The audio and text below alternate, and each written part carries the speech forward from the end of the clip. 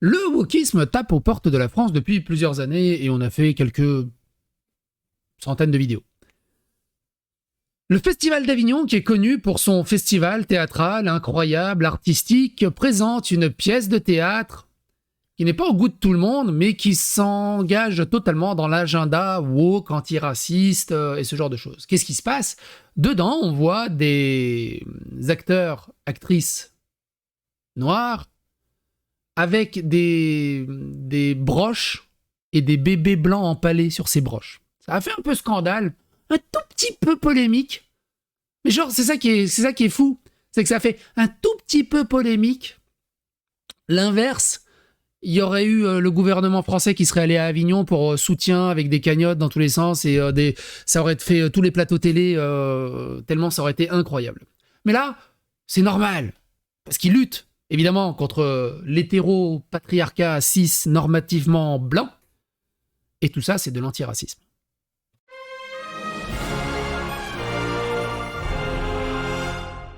Attention, please. Et donc, Psychodélique a traité, le 26 juillet dernier, il disait « Incroyable, ils osent apporter leur soutien plutôt que d'annuler cette honte ». Le Parisien qui dit « Le Festival d'Avignon a tenu ce mardi à apporter publiquement son soutien aux acteurs de la pièce Carte Noire nommée Désir » de Rebecca Chaillon, victime à plusieurs reprises d'agressions verbales et physiques à caractère raciste depuis le 20 juillet. Donc elle se met en scène avec des bébés blancs embrochés.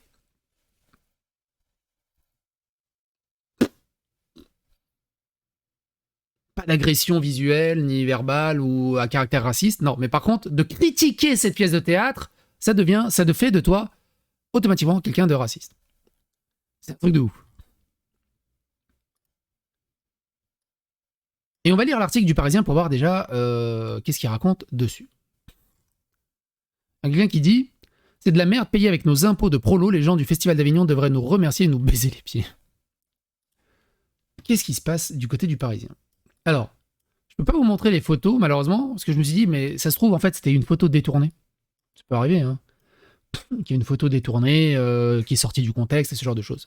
Donc, je suis allé sur le site officiel du Festival d'Avignon, tout simplement, où ils présentent le spectacle, que je vous invite à aller voir. Je peux pas vous le montrer là en vidéo, parce qu'il y a des nichons de partout en photo, et évidemment, YouTube, ça passera pas.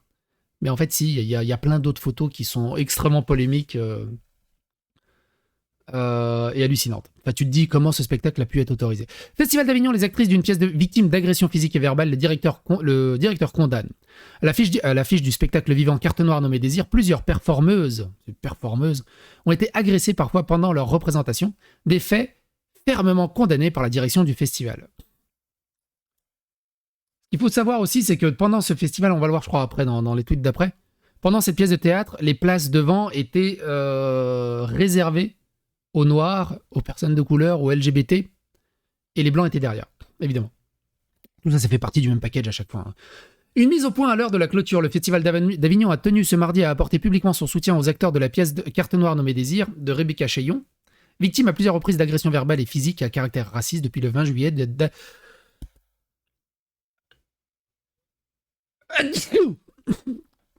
depuis 20 juillet, date de début des représentations.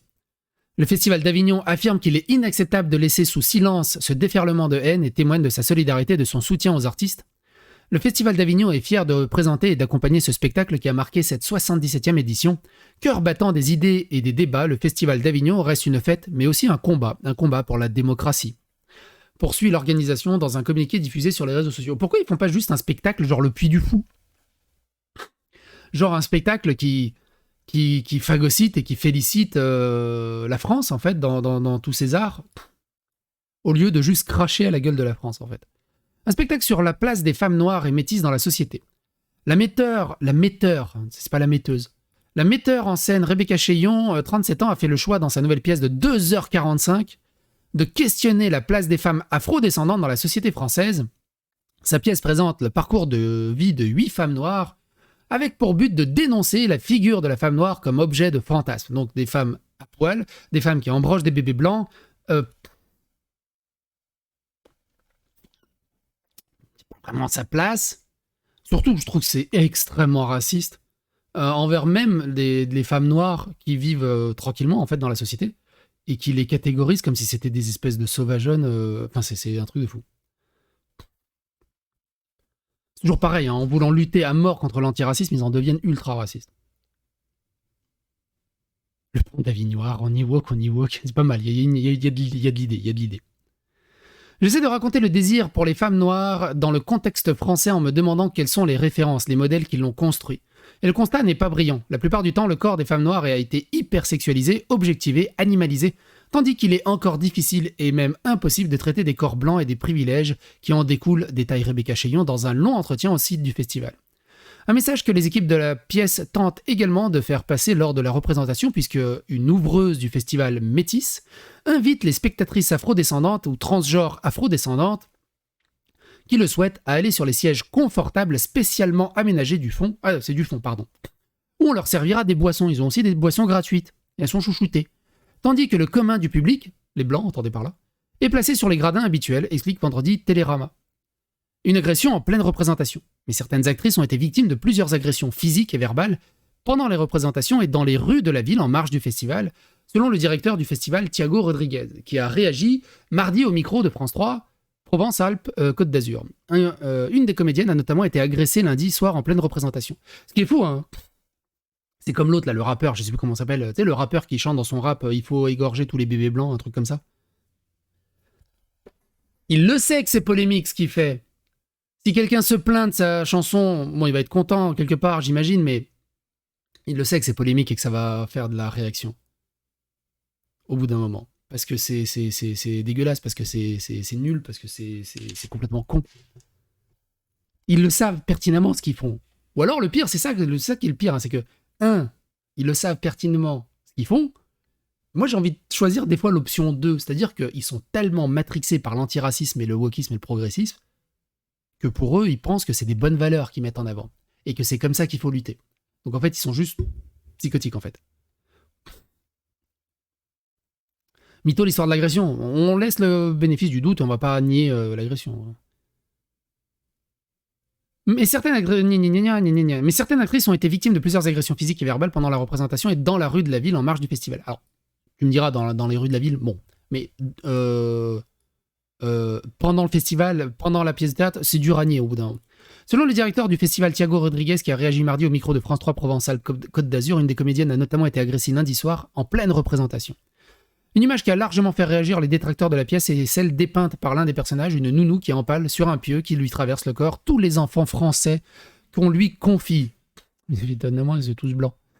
Décrit le site de spectacle vivant Scène-Web. Alors, il y a eu une photo, j'ai vu une photo passer où il y avait aussi des bébés noirs. J'avais une photo. Et après, il y avait des centaines de photos de l'autre côté. Des personnalités d'extrême droite ont par exemple évoqué une mise en scène raciste. Et j'aime bien, c'est pourquoi des personnalités d'extrême droite ont... Qu'est-ce que vient foutre la politique là-dedans ? C'est-à-dire qu'il n'y a que l'extrême droite qui dénonce que ça peut faire une mise en scène raciste ? C'est que, en fait, peu importe le bord politique, devrait dénoncer la mise en scène honteusement raciste et dégueulasse, en fait. Il n'y avait pas d'une autre façon de faire que les nounous noirs en France. Il n'y avait pas une autre façon de mettre en scène que d'empaler des bébés blancs. Donc au bout d'un moment, lâcher la politique là-dessus et lâcher l'extrême droite, c'est complètement débile. C'est vraiment devenu le nouveau point Godwin. Le théâtre parisien de l'Odéon, qui accueillera des représentations de la pièce à partir du 28 novembre, s'est lui aussi insurgé contre les agressions dont ont été victimes les artistes. Il évoque des attaques inacceptables et mettra tout en œuvre pour porter la parole de ces artistes engagés tout en veillant à leur sécurité, a-t-il conclu dans un message publié sur Twitter. Les mecs crachent ouvertement à la gueule de la France et à ce que toute la France leur a offert comme situation, et on leur met des parterres de roses pour qu'ils continuent à cracher. C'est un truc de ouf. Ça n'en finit pas ce bordel, on a fini par importer le wokisme américain dans ses moindres détails. Damien Rieu qui dit « On apprend encore plus de mettre en scène de l'embrochage de bébés blancs et d'offrir des places privilégiées aux spectateurs noirs. Les acteurs de la pièce subventionnée Carte Noire nommée Désir du Festival d'Avignon ont agressé un spectateur qui ne voulait pas donner son sac. » Ah, plot twist. C'est pas le spectacle qui s'est fait... L'actrice de la pièce de théâtre qui s'est fait agresser. C'est elle qui a agressé quelqu'un dans le public. Et on peut lire 2-3 trucs. L'effet politique de ce discours est absolument délétère. Pour finir, cela est le plus effrayant, il y a eu la séquence du rebelle. Donc, les performeuses se répandent dans les travers parmi le public à l'énoncé de colonisation et entreprennent de saisir les sacs des spectateurs. C'est un parti pris artistique, respectable en soi et plutôt inoffensif. En gros, c'est quoi? C'est du genre, on va vous montrer qu'on est des voleurs, qu'on agresse les gens et qu'on leur pique des sacs, un peu comme dans le métro. À quel moment c'est artistique? À quel moment ça lutte contre le racisme, ça? Cependant, un spectateur ou une spectatrice s'oppose à ce qu'on le ou la sépare de son sac. Il s'ensuit quelques brouhahas dans les travées car les performeuses insistent fermement devant ce refus. Un spectateur assis au 5e rang se retourne alors pour déclarer la cantonade Vive la résistance, sûrement en réaction au discours qui s'est vu servir jusque-là. Il s'ensuit alors un soudain regroupement de la troupe entière qui vient se placer en face de lui en lui disant que s'il n'acceptait pas, il devait quitter la salle. Tu te fais voler ou tu quittes la salle. C'est magnifique. Une performeuse tente même de subtiliser par surprise son sac placé sur son siège, tentative déjouée in extremis. C'est un truc de fou. Brouhaha, invective, la troupe dit alors qu'elle ne reprendra pas le spectacle si le spectateur rebelle ne sort pas, ce à quoi il répond « Dictateur ! Vous vous faites voler ou vous sortez au bout d'un moment ! Merde ! Vous êtes raciste ! Vous nous laissez même pas vous voler sans vous débattre !» C'est un truc de ouf. Brouhaha, invective, la troupe dit alors qu'elle ne reprendra pas le spectacle si le spectateur rebelle ne sort pas, ce à quoi il répond « Dictateur !» La foule s'emballe sous l'impulsion de la troupe « Sortez-le !» Une voix proteste, mais il n'a rien fait. Le service de sécurité s'est mêlé et demande au spectateur de sortir, ce qu'il décline aussi calmement que fermement. Invective, flottement. Finalement, devant l'entêtement du perturbateur, le spectacle reprend par une séquence de monologues jouée par une performeuse qui déclame son texte avec la fureur haineuse dans les yeux à destination du rebelle.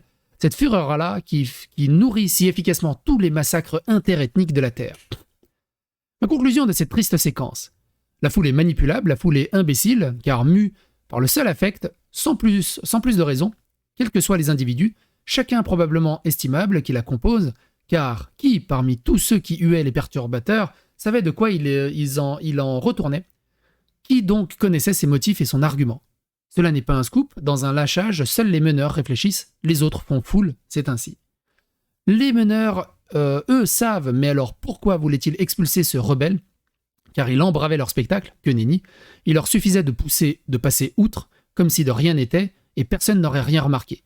Je n'ai pas d'explication certaine sur ce dérapage étrange, mais ce que j'observe, c'est qu'un levier fasciste a été employé par une troupe de théâtre au Festival d'Avignon. Fasciste, oui, si l'on remplace la notion par l'idéologie, il faut purifier l'assemblée et expulser un corps étranger qui ose contester la volonté du leader. Nulle place à la pensée autre, nulle place ne sera tolérée à l'autre, à l'étranger.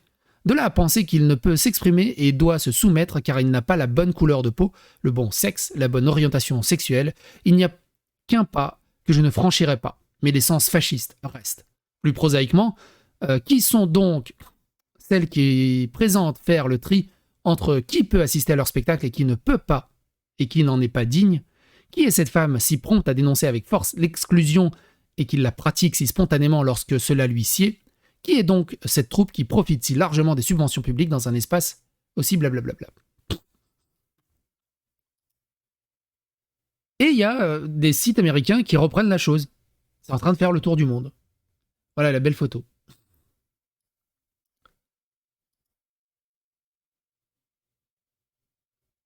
Du coup, c'est quoi le concept? C'est du genre, vous avez vu? Heureusement qu'on est là. Quoi le concept? Alors oui, vous avez vu, il y a un petit bébé noir là. C'est quoi le concept? C'est ça pour faire passer un bon message et des bonnes valeurs? Au bout d'un moment. J'en parlais pas plus tard qu'hier en vidéo du camp où tu pouvais travailler ton racisme sous couvert d'antiracisme. David Dobski qui tweet et qui dit: quand Rebecca Cheillon, l'auteur de Carte noire de mes désirs, bébé blanc embroché, disait avoir appris énormément des choses lors des 2 éditions des camps décoloniales interdites aux blancs. Écoutez ce passage, c'est assez intéressant. La sortie du bouquin La colonie barrée, de se retrouver avec comme ça 15, 18, enfin on est 18 dans l'ouvrage, mais on était 15 artistes non blancs, de lire les récits de tout le monde, les moments où on se regroupe comme ça, ou le camp d'été décolonial, tous les moments où on s'est regroupé comme ça, sans forcément être dans une non-mixité ferme et tout, mais des moments de regroupement, c'est vraiment puissant. Du coup, au camp d'été, de me rendre compte de ce que ça avait généré autour, de la colère que ça avait généré autour de gens, je me suis dit qu'il y avait un truc déjà, que c'était vraiment bizarre un peu comme le mariage pour tous, quoi, qu'on n'accepte pas d'un seul coup que les gens ils aient besoin de se retrouver pour avancer, pour avoir plus de droits, plus de liberté. Si les gens ont besoin de se retrouver que dans leur couleur de peau, oui, ça choque. Parce qu'on est justement dans un pays égalitaire, universaliste, où tout le monde est égaux, peu importe la couleur de peau et l'origine. Si tu n'arrives pas à t'intégrer dans ce système de pensée, dans ce système social, faut aller dans un pays où tu es sûr d'être entièrement uniquement entouré des personnes de la même couleur de peau que toi. Et évidemment que si tu dis putain, il y a trop de blancs, faut que je fasse une soirée entre noirs là parce que j'en peux plus, tu es raciste et ça crée des incompréhensions auprès des gens. Pourquoi t'arrives pas à t'intégrer? Liberté. Et moi j'ai appris énormément dans ces 2 camps d'été qui étaient organisés par Fania Noël et Siam Asbag de manière indépendante et vraiment hyper. Donc en fait c'est surtout ça l'idée. C'est qu'ils n'arrivent plus à montrer leur racisme en fait, et ils ont besoin de se rassurer. Nous ne sommes pas noirs, nous sommes des non-blancs. Ils reconnaissent pas leur couleur et dénigrent la couleur opposée. Rebecca Chaillon et le camp d'été des coloniaux, j'ai senti que je faisais un choix radical en participant au camp d'été. Est-ce que tu pourrais nous parler de ta dernière création, Carte Noire nommée Désir? Par celle-ci, j'avais très envie de transmettre ma claque des dernières années, une claque plus violente que celle de découvrir le féminisme ou la lutte anti-homophobie, la claque de l'antiracisme politique, mais en gros, c'est rien faire d'autre que de surfer sur la polémique, en fait. Mettre le doigt sur le vrai racisme systémique. Je vous rappelle, le racisme systémique n'existe pas. Mais tout ça découle un peu de Robin DiAngelo, de la fragilité blanche et de tout ce courant de pensée américain. J'ai senti que je faisais un choix radical en participant au camp décoloniaux mené par Fania Noël et Siham Asbak. Ces séminaires ont touché 200 personnes 2 années de suite et étaient très controversés, très violentés par la presse. À moi, ils ont changé la vie. Je n'avais pas d'espace pour en parler publiquement. À quel moment elle n'avait pas d'espace pour parler publiquement? Si elle n'avait pas d'espace pour... Vous imaginez? Essayez de vous demander... Essayez d'imaginer qu'est-ce qui se dit dans ces camps décoloniaux interdits aux Blancs, où elle dit que c'est le seul endroit où elle avait un espace pour parler honnêtement et publiquement. Essayez d'imaginer ce qui se dit dedans pour qu'ils ne puissent pas en parler en société. C'est ouf. C'est ouf.